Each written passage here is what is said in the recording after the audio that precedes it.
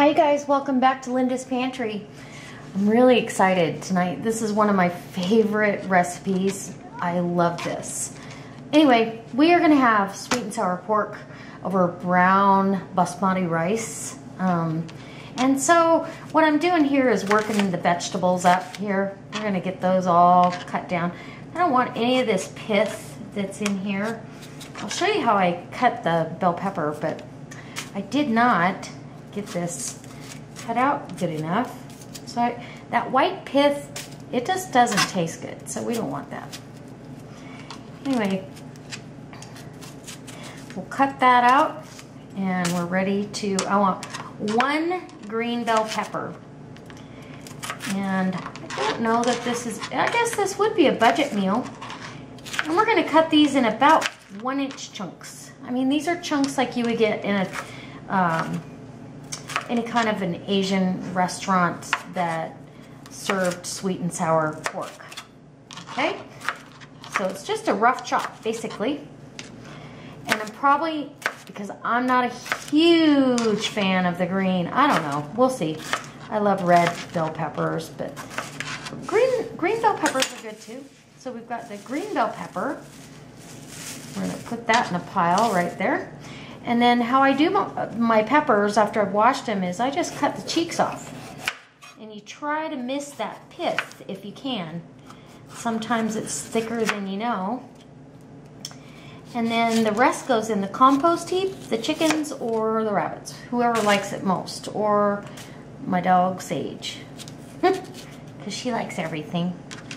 She's pretty cute. Their hunting season is winding down. Only a couple more weekends for her. They did really good this weekend. Didn't get back till late last night, so I was exhausted by the time they got in and wanted to eat dinner. I was like, okay, fabulous. Anyway, there we go. So a bell pepper, a green pepper. I'm gonna have a whole onion in here. And I got pork short ribs, or not short ribs, what were they? Yeah, country style ribs today on sale. And so I bought those. I put part of them in the freezer for another day, or for barbecued ribs, and the rest we're using tonight. So the onion, I cut it in half, and then I cut it in the half in fourths. So that leaves the chunks big enough. And then when I go back the other way, I don't want giant pieces of onion, but I do want them sizable. You want them kind of uniform with the peppers. So that's how that works. Okay. I've got my rice already started, so we don't need to do that. And this one's gonna go that way. Okay, so that's all cooked up.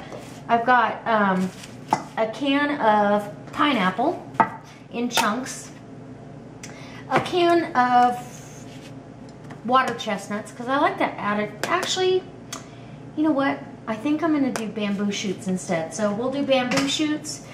An 8-ounce can of tomato sauce. We've got apple cider vinegar, sugar to go along with the molasses, because I haven't got any brown sugar made up at this moment, but it will make itself, and some cornstarch.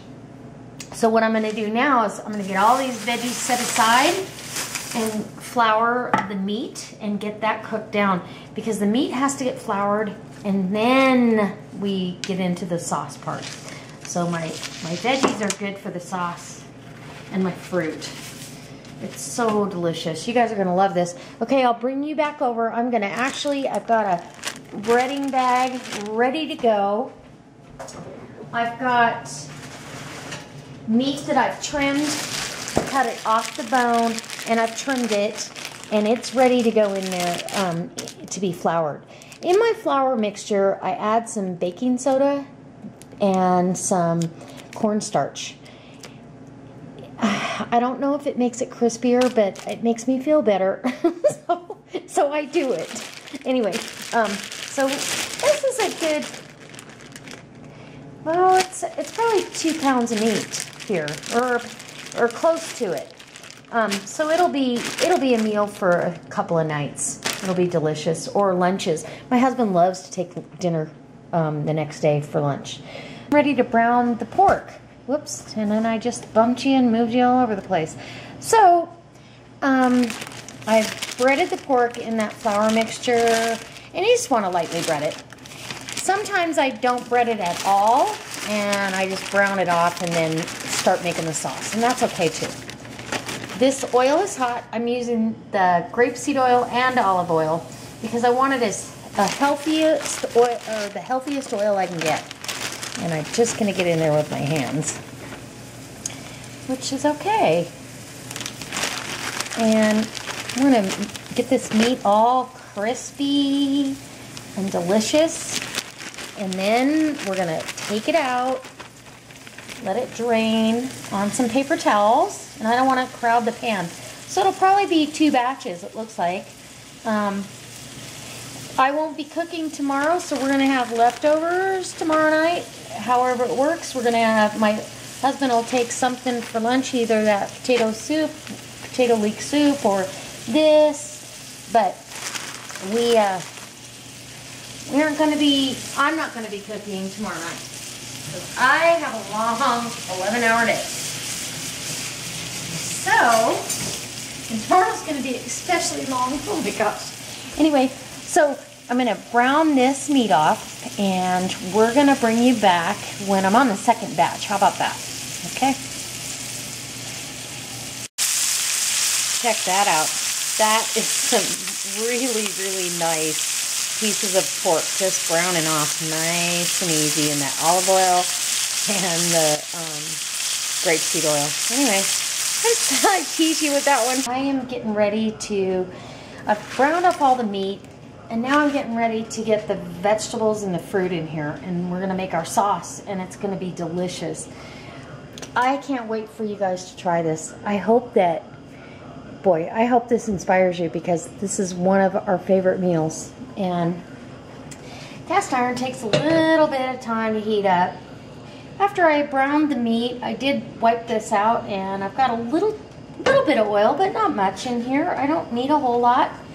And I'm gonna go ahead and saute up our vegetables. Right here I've got our red pepper, our green pepper, our onion, and our garlic. Now there's 3 garlic cloves there. I did go ahead and opt for water chestnuts, and because they're so crunchy, and I really want that crunch in there.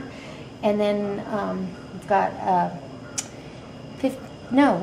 20-ounce can of pineapple and its juice.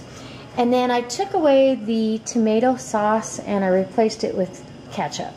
Ketchup has a whole different blend of spices available in there that I can use instead of adding a ton more sugar or spices. So that's what I chose to do. So what I'm going to do, and I'm hoping this pan is big enough, is I am going to put these veggies down. Ooh, listen. You got to listen.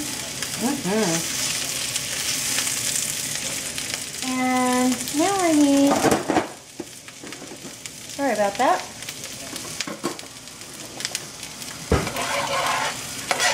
A little bit of the garlic down.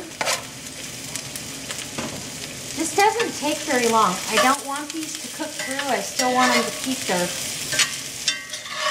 you know, I want them to keep that crisp, fresh taste that they've got going on.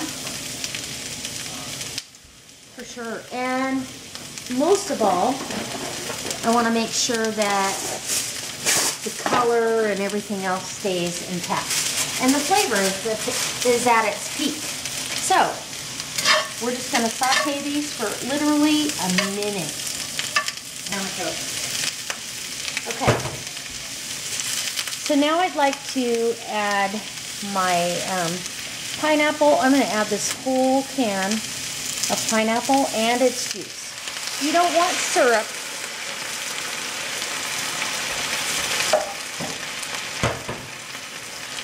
And I want a can of water chestnuts. And you could use bamboo shoots, and that was my first thought, but then after a while I thought, these are nice and crunchy, so I'll leave it.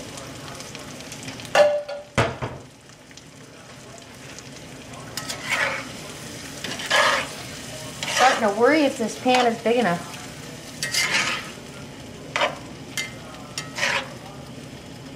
Okay, and then I've got 3 tablespoons of apple cider vinegar.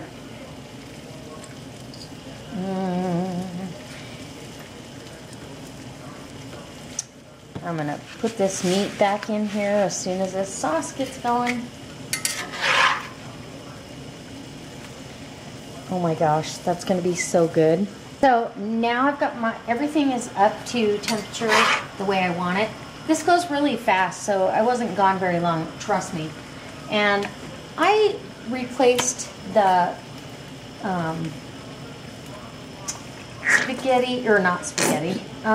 tomato sauce with ketchup because this has so many more spices in it, and I want to make sure that I get all the spice that I can into this dish.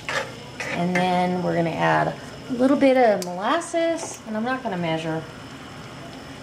There you go. Sugar. Don't need a whole lot because the ketchup still has some.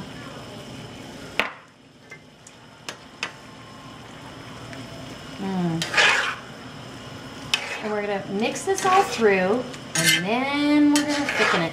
And remember, the pineapple juice that's in there has sugar too, so we don't need a whole lot of sugar. I'm thinking it could be good on the sugar, but I'm going to do some tasting.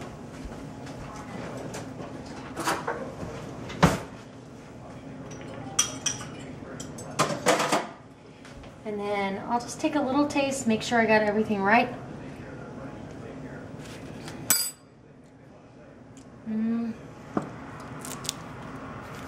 I think I need more of this. And then a little bit of that. About a tablespoon. And now we're going to add to this, we're going to add some more. Or we're going to add the cornstarch.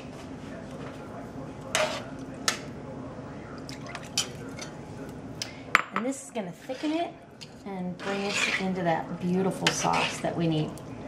Okay, and then as soon as this starts thickening, I'm going to add our pork back into it and let it heat through. Okay, the final step here almost, we're adding in the meat that we browned off earlier. We're going to add that meat in. Look how pretty that is.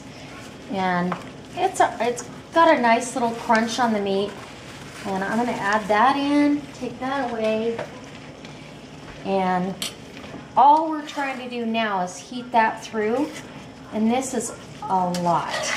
This is going to be some meals for us for tomorrow night or tomorrow's lunch or whatever we choose. So sweet and sour pork, there we got it. If you feel like your sauce is getting too thick, add some more water at this point. It's okay to add water. We don't want it too thick and gooey. Ooh, it looks absolutely amazing. I might add a little bit of water into my bowl that I had my cornstarch in, just because I want to be able to have some kind of sauce down over my rice. So I'm going to bring you back. I'm going to take you over to the plating station, and we're going to plate this up and show you what my husband gets for dinner. Okay, now we're going to plate this up, and I can tell you this smells amazing. So I've got some brown basmati rice down here. We want brown rice as often as we can because it's just healthier for you. And we're just putting this right down over the top. This is going to be delicious. It smells amazing. The sauce tastes amazing. I've already tasted the sauce. I had to taste it. Couldn't just sit here and not taste it. Hope for the best. Make it pretty. Right? Be cheating you out of something. I don't know. So as soon as I feel like he's got enough there and that I can take a bite, because I'm gonna have to take a bite, right? Isn't that pretty? Oh my gosh. Okay, I'm just gonna take a bite with some sauce, and Ooh, I gotta have a pineapple, a pepper, and a water chestnut, and some rice. Mmm.